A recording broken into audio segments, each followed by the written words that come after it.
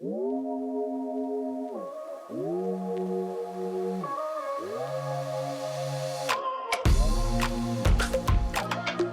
about stepping out of my comfort zone today.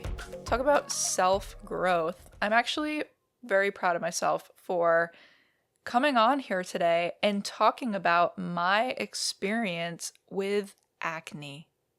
Yeah, acne.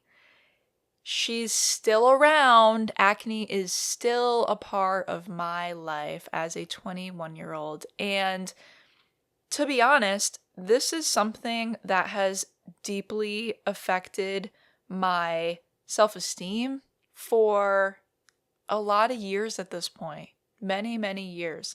And I think the more that I grow as a person, and the more self help books I read, and the more lived experiences I had, the more that I am beginning to grow into someone who values myself and me as a person more than how I look and the external factors that would maybe traditionally make someone self-conscious. Don't get me wrong, I am not immune to the horrible feelings of feeling self-conscious over having acne, and that can be translated to anything. Like, you could have a nose that you don't like, or you don't like your body weight, or you have wrinkles that you don't like, or you're not as tan as you wish you were, or you're too tan, or your hair is too short, or like just all the things that we do to ourselves. I actually also have a gigantic scar on my neck from a surgery that I had to have a couple of years ago, which will definitely be an episode of its own because that is a story time right there. But the scar, oddly enough, does not bother me as much. There are moments where it does bother me, and I think about things like at my wedding one day, I feel like I want the scar covered up. I don't know. I'm not getting married yet, so keep you updated on that one. But for the most part, it doesn't bother me because it's something that I could not control. I had a branchial cleft cyst that became seriously infected over the course of, actually, I had it for over a year, but it was small, so I just thought that I had a swollen lymph node from being sick. And when it wouldn't go away, I went and saw a doctor, testing, CAT scans, MRIs, CAT scans with dye, the whole 9 yards. No one knew what it was. At one point, they thought that I had lymphoma, which, if you don't know, that's a form of cancer. Very scary moment in my life. Finally, they did a needle biopsy, which is where they stick a gigantic needle in your neck, and while you're awake, I was wide awake, and take clippings from inside the area, which, it was a mass. They didn't know exactly that it was a cyst at the time, but it was a mass. So they take clippings from that, and it was ultimately that which infected it further, like bad, like it was like poking a bear. And within a few weeks, it grew, because it was like filling with infection. Literally looked like a gigantic golf ball sticking out of my neck. I could hardly swallow. It was getting hard to breathe because it was closing in on my throat. Very painful at that time, painful to the touch. I was still showing up to work every day, and I was supposed to have surgery to have it removed. And I did not make it to the surgery because I ended up being rushed into emergency surgery prior to that, where they had to drain it. Couldn't remove it because it was wrapped around an artery. It would have been too dangerous because it was too infected at that time. So they drained the infection out of it, and then I had to wait around like 6 to 8 weeks after that. And then I had a second surgery where they removed the cyst itself. So again, there is a lot to unpack there with that and how it impacted my life and the things that I was going through at that time. But I am left with this beautiful scar. And the reason that I don't care about the scar is because I could not control that. I could not control the fact that I had a branchial cleft cyst that became infected, and to be honest, I was so glad at the end of this 1.5 year journey that it was out of me and it was finally figured out what it was and it was not cancerous, that the scar was the last thing that I could care of. If anything, it was a representation of my strength through the whole process. So when I see it in the mirror every morning, it's a sign of beauty to me.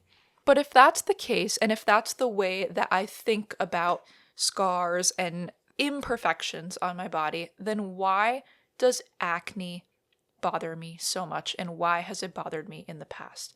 And what I really hope through this episode is that I am able to make you feel better and more comfortable and more beautiful in your own skin. Because we all have this in some form. Maybe you have never had a pimple in your life, but it's wrinkles for you. Maybe you have never had pimples or a wrinkle in your life, but you don't like your weight and you hate seeing yourself in the mirror. Maybe you just don't like the way that your face looks. Like, it's something for everyone. I envy the person out there in this world who has completely transcended this feeling of insecurity and have just completely risen above it. And it doesn't matter what they look like or who comes their way, that they are just so comfortable in their own skin. And I, God damn it, will make it there at some point.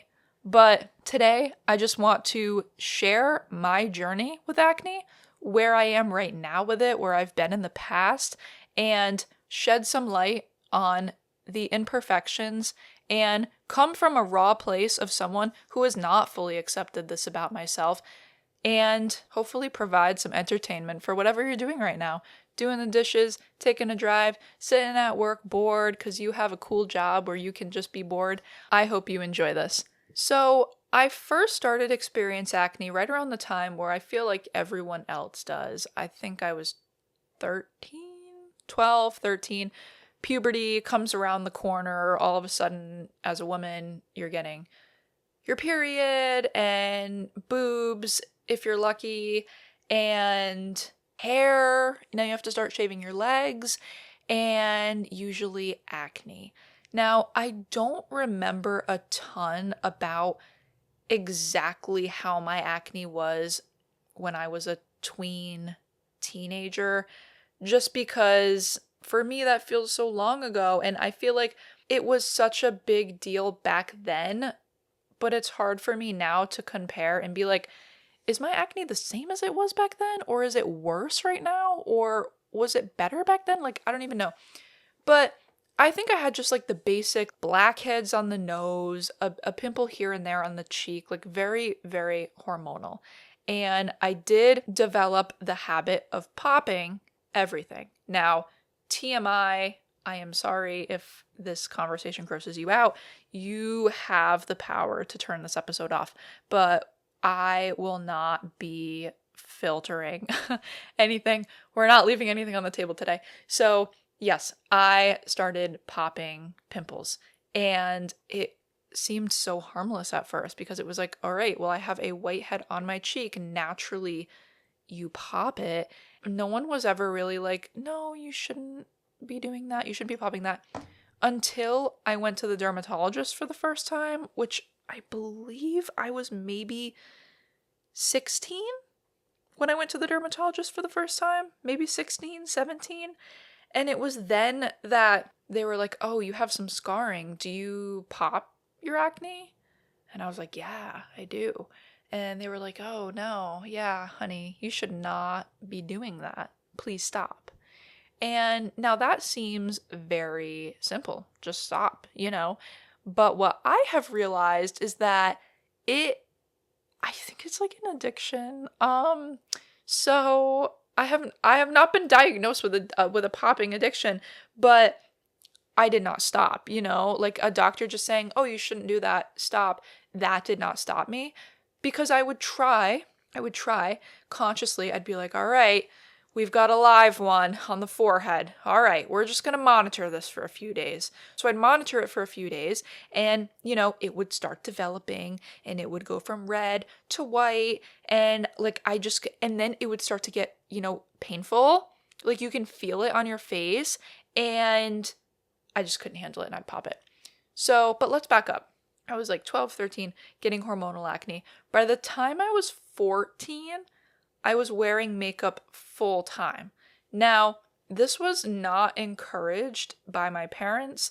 This was encouraged by, you know, kids at school would be wearing makeup and I'd be like jealous. And so then I'd ask various family members to get me makeup, and it all started harmless and simple. It was like, we're gonna get a Neutrogena concealer and we're just gonna use that bad boy on your one pimple on your cheek, and that's so harmless. It would conceal the pimple on the cheek. It would make it less red. It's blended in with my skin. Everything's good. Everything's great. We are all happy. We're all good now, okay? But then it just kept snowballing. Then the girls at school started wearing mascara.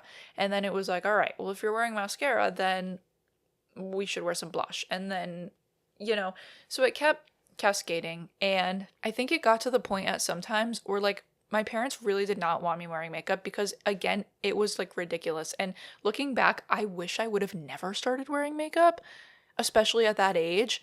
But I was a mischievous little girl, so I would like put it on and then I'd take like a makeup cleanser and I'd wipe it off on the bus ride home or something so that my parents never knew that I was wearing makeup at school, and then I could just be a baddie at school.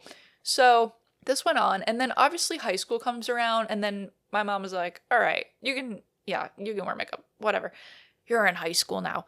So then I was just full blown wearing makeup. By end of freshman year, beginning of sophomore year, I was relying on makeup.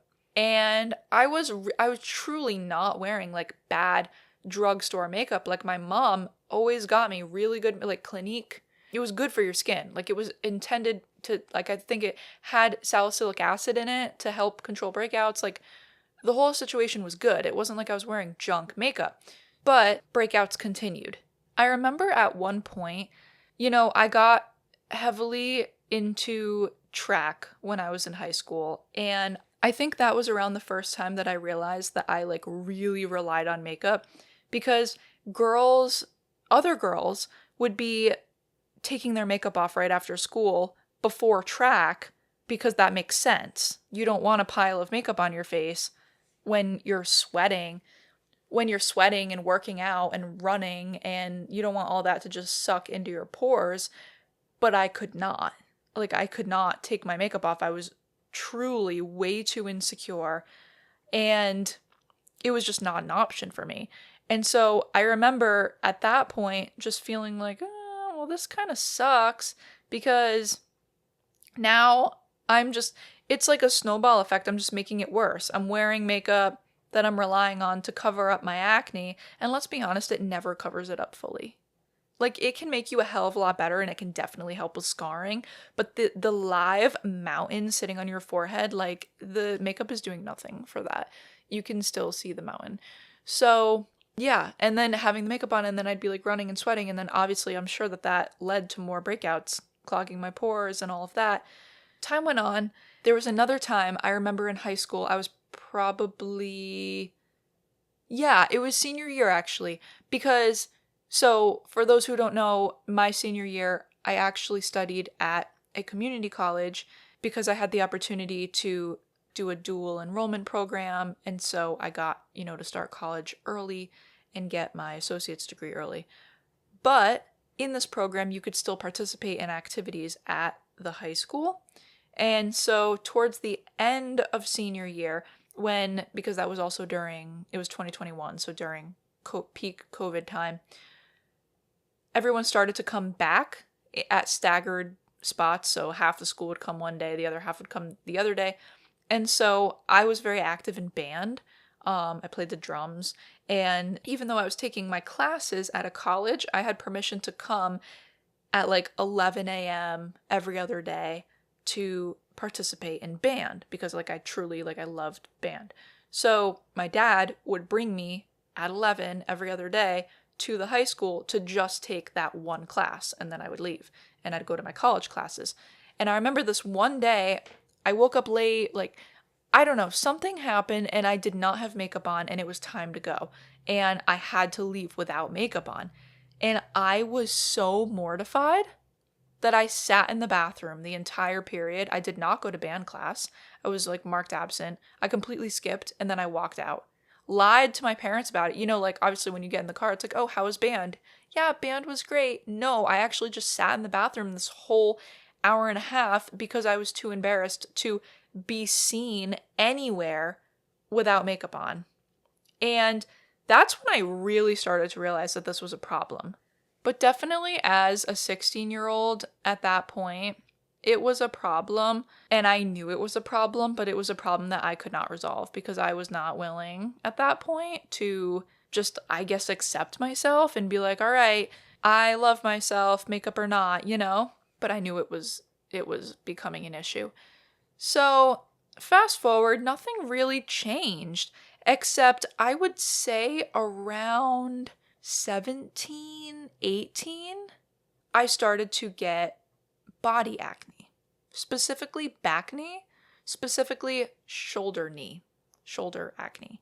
At first, I think it didn't alarm me because it was like, oh, this is just like a phase. Like I must have been extra sweaty after working out one day and not like showered soon enough. It would come and go and it would clear up more in the summer when I would get more sun. But then there did come a point, and I wish that I remembered exactly what age I was, but I want to say it was like 18 to 19, where it was like not going away. It was like, all right, this is here to stay, and it's actually getting worse, especially in the winter. It started to get to the point where I did not feel comfortable wearing tank tops because literally both my shoulders had acne.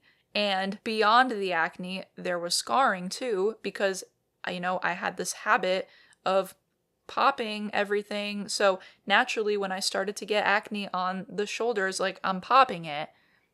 This held me back from a lot of things.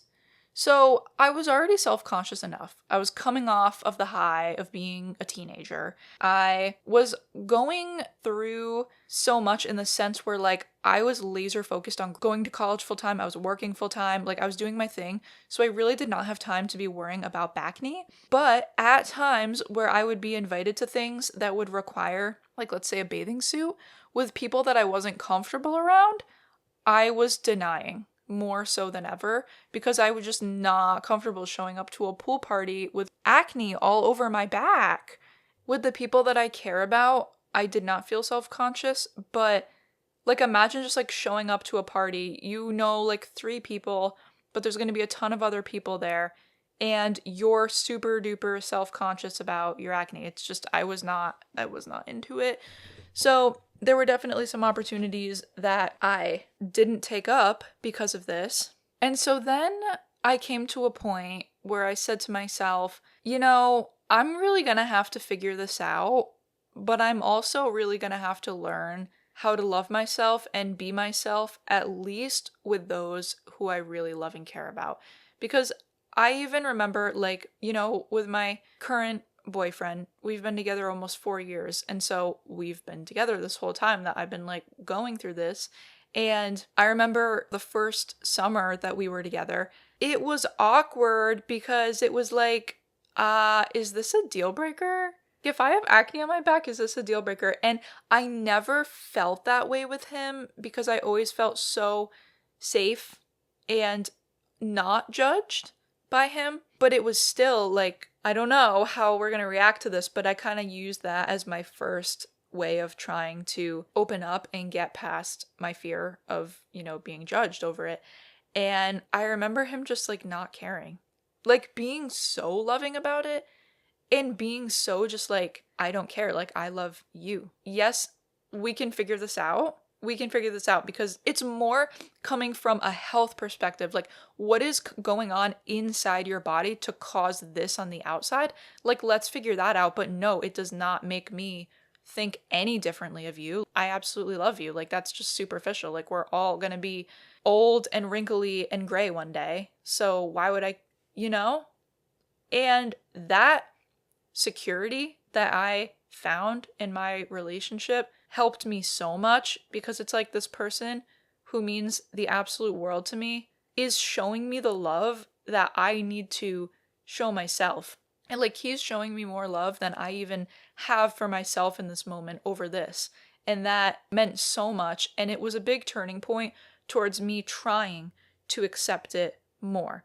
And even like with my family, they take the approach of like, because obviously like my parents, my brother, whatever, like I don't care about being in a tank top around them.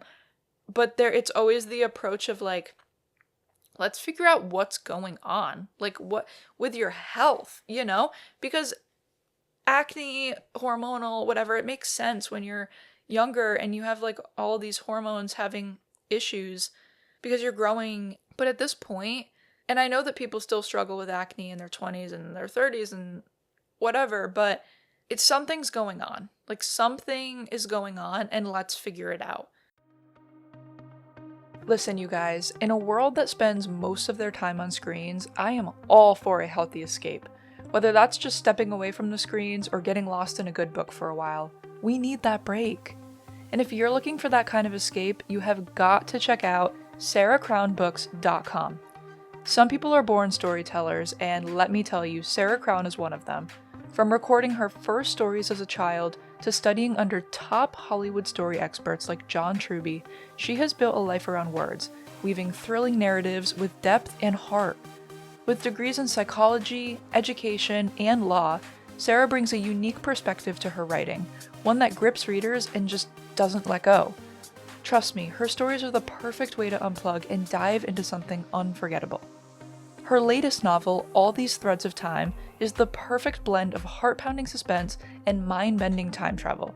Set in the 80s, when Sylvie Mitchell discovers that she can jump through time, she's determined to save her family from a serial killer. But the past fights back in ways that she would have never expected. If you love mysteries with a twist and time travel that'll keep you on the edge of your seat, this book is for you. And if you're looking for more than just stories, Sarah's Substack called A Busy Lady is your backstage pass to her writing journey. She takes you behind the scenes with inspiration, writing tips, and more. Whether you're a writer, a reader, or just someone looking to live a more creative life, A Busy Lady will give you the tools and motivation you need. Don't miss out on Sarah's thrilling books and creative wisdom. Check out sarahcrownbooks.com for more information on her books and Substack. That's sarahcrownebooks.com.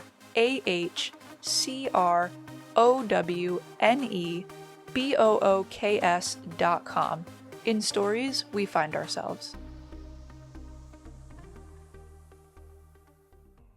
So that's kind of the wave that I've been riding on probably the past year and a half, maybe 2 years, year and a half, from like 19 to now.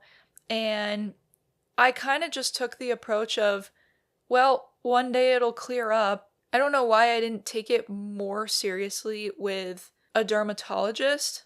I did start seeing a couple new doctors, like to get different perspectives on some other health issues that I've been dealing with, like severe anemia. I'm very, very low iron and a bunch of other things, but that's another topic for another day. And I would casually mention it. I'd be like, yeah, I deal with some acne, like on my back and my face, but it was never, and I would show, like, I'd lift up my shirt and I'd show them and they'd like look at it and be like, yeah, okay, yeah.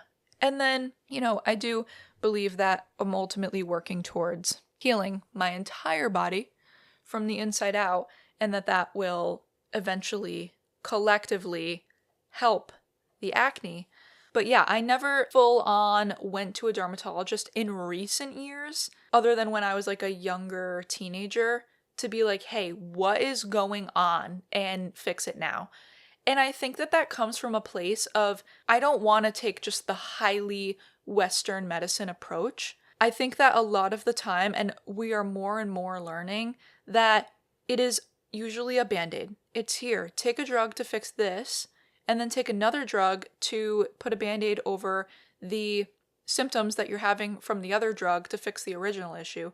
Or here, just try birth control, which, by the way, I was on birth control. I was on the pill for a little while, from, I don't even know, I don't know what age, but when I was a teenager, I was on birth control for a couple of years for acne. it did not really help. And if anything, it just absolutely messed up my cycle even more. Don't even get me started on birth control. It messed up me bad. And I have a lot of opinions about birth control, but that again can be for another day. So yeah, I just had this fear that if I went to the dermatologist, it would be like, here's some crazy cream that absorbs into your bloodstream and it is gonna cause even more issues with you down the road. And here's birth control, and here's like Accutane. And I'm really not about that. Like, I don't want to put a band-aid over my problems. I want to figure out what the root cause of it is, and I want to heal from the inside out. I'm a 21-year-old, healthy, semi-healthy girl. I want to take the hard road to heal instead of putting a band-aid over it now and then having a bigger problem down the line. So that's why I've never just like run to the dermatologist and been like, give me a pill to fix everything. And then my other doctors who are like maybe my primary care or other specialists that I'm working with things on will, look at it and just see it as a part of the bigger picture, which is how I'm looking at it as well. And be like, yeah, this is all like a part of the process. And I want the process to move a little faster. Or they'll look at it and also say that they've seen a lot worse. And they won't even, like, I'll take my shirt off to show a doctor, like, my back and my shoulders and my acne. And inside, I am, like, gasping. I'm like, I'm so insecure about this. You know what I mean? I'm so insecure. And I know they're a doctor, like, they've literally seen so much worse. So much worse.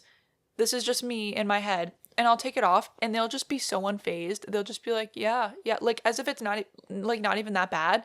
And I've shown other people, like my best friend was home from college like a couple of months ago and I was talking to her about this and I like lifted up my sleeve to show her my shoulder and she was like, what are you even talking about? There's like 2 zits. There's like 2 and it's not even that bad. And so, I'm sure that a lot of this is also very heavily in my head and I'm making it worse than it actually is. But that doesn't take away the fact that it's there, that it is still an issue, and that it is clearly an indication that something deeper is going on inside my body. So in this story, there's really 2 parts to it. You have face acne and then you have body acne. I have both right now. I still consistently wear makeup. Like, I could not imagine myself showing up to work without any makeup on. And at this point, it's rooted more in the scarring from years past of acne. Because, to be honest, I am very, very, very well aware that makeup does not cover the acne. Like I said before, the mountain on your forehead. If anything, sometimes it makes it look worse. Like, I am so aware of that. And then if your foundation color doesn't perfectly match your neck, or, you have a foundation that was maybe slightly tanner and you still have half the bottle left, but now it's fall and winter and you lost your tan, but you're broke, so you have to finish the concealer. Like, you know what I mean? I understand that sometimes it just makes the situation worse and clogs your pores. And obviously, like, all the makeup I'm getting is like non-clogging, blah, blah, blah. But I'm still convinced that to some degree it's, not the best for all of this to just be sitting on your face. And I even go light with it. Like, I don't know, I guess what you would consider light, but I use foundation and then concealer on, every zit, which sometimes is half my friggin' face. But anyways, it's mainly for the scarring and the hyperpigmentation because when I put makeup on, I feel like it does make my skin all look one color much better. Like, it looks more normal. But then when I take it off and if I'm like really breaking out or something, like, you can just see the scarring and it just like looks gross. Like, I just don't like how it looks. I don't look like myself. I feel like if I went to work without any makeup on, like, I feel like I would look unprofessional, if that makes sense. Because everyone has always known me the way that I present myself with makeup. So at this point, it's like there's no turning back unless it all cleared up and then I could fix the scarring. because I have looked into laser for the scarring, and I'm definitely interested in doing that, but everywhere that I've looked, they won't do it until all of your acne is cleared. Like your acne has to 100% be like under control before they'll do laser treatment on your scarring, which does make sense because why would you do laser to get rid of scars when you're just going to create more scars with new acne? But then it's like, how do you get rid of your acne? You know? And I feel like at this point, I have tried everything, you guys. Like the witch hazel, the creams, the tretinoin, what, I don't know how you say it, but it's like a cream thing, salicylic acid. I've tried doing nothing and just using a light moisturizer for weeks and weeks and weeks. I've tried like the whole thing, and it's just nothing seems to help. Nothing seems to help, really. I have good days and I have bad days. It definitely gets worse around my period, but it's like 3 weeks out of the month, really, because you have the week leading up to your period, you have the week of your period, and then you have the week after your period. So then you have one like semi good week. And yeah, with my back, I wash my hair first, and then I put it up in a clip, and then I wash my back so that I make sure that, the shampoo and conditioner is not touching or being left on my back. I've done it all. So that leads me to where I am today. About a month and a half ago, I became so fed up with this, and I was sort of preparing for the summer. I was like, there's no way that I go through another summer not knowing what the heck is going on with my, like, specifically my back, my face too, but I don't know, I feel like my back is worse.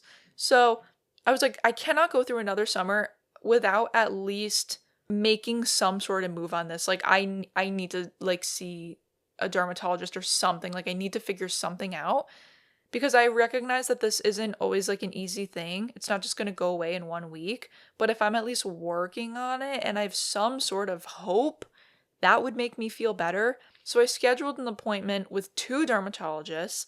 I have one appointment in May, and then I have another one in, I think, September. So we'll see how the May one goes, and then maybe I'll cancel the one in September. I have no idea. And in the meantime, I started doing more research on things that people have done to clear their back acne, and I ended up landing on 2 things. The first one is a benzoyl peroxide wash for in the shower. I think the brand I got was Panoxyl. I don't know if that's exactly how you say it. And then using this cream on your back afterwards called Differen Gel. I think Differen is actually the name of the brand, not the actual like chemical. But, and again, like I am against using heavy chemicals or whatever to band-aid over a problem, but I became desperate. So I started doing that about a month ago. They say there's a purge phase. If that's the truth, I'm definitely going through it right now. But I'm staying consistent because some people have said they didn't see any difference for like a couple of months. And so I'm like a month in. So we will see. And then in the meantime, I have my dermatologist appointment in May. So the point of me even coming on here and telling this story is that through me sharing just my raw emotions over the whole thing, I want to shed light on whatever your insecurity is and just remind you that it's valid and that it's okay to just feel crappy about it. And it's okay to let yourself feel those emotions because at the end of the day, it does suck and it's not fair. And it really can jog everything and it can impact so much. But what I also want to tell you is if you are so insecure about something that it is starting to become debilitating, it is starting to affect relationships and friendships, and you're starting to avoid things and going places because you're worried of the way that people are going to judge you or think of you, I beg you to take a small step towards opening yourself up to accepting the judgment if that may come your way, accepting the stares, accepting whatever. And I am working on this slowly but surely myself. Like I said before, obviously, I'm open about this with those closest to me, mainly my boyfriend and my parents. But I've started recently opening more up about it to my friends, like my girlfriends. And that hasn't been easy because, to my understanding, none of my friends have dealt with this. Like, I've seen my friends' backs. Like, I've been to the beach and to pools and whatever. And again, it is usually in the summertime that mine is a lot better, which is good, actually. Like, that's beneficial, but it's still not perfect. For example, I was just talking to one of my friends about, Memorial Day is coming up, and we have mutual friends who have a pool, and we all like to hang out at the pool. And so I was saying, I was like, yeah, I think the pool is opening Memorial Day weekend. Like, we should all get together, blah, blah, blah. And she was like, oh, awesome. Like, I have a new bikini that I've been wanting to wear. So exciting. And in that moment, I got a jerk in my stomach. And I was like, Memorial Day is closer than it seems. Memorial Day is like a little over a month away at the point in time of this episode. And there is a high chance that my acne is not cleared by then. It probably will not be. And it'll be a miracle if I get out in the sun before then to try to clear it up a little bit from the vitamin D. And that means that if we all get together at the pool on Memorial Day, that I'm also going to have to be in a bikini and my back is going to be fully exposed.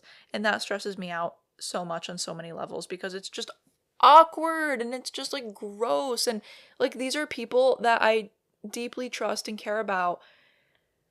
So anyways, I took it upon myself to just open up to my friend and be like, yeah, I'm really excited as well.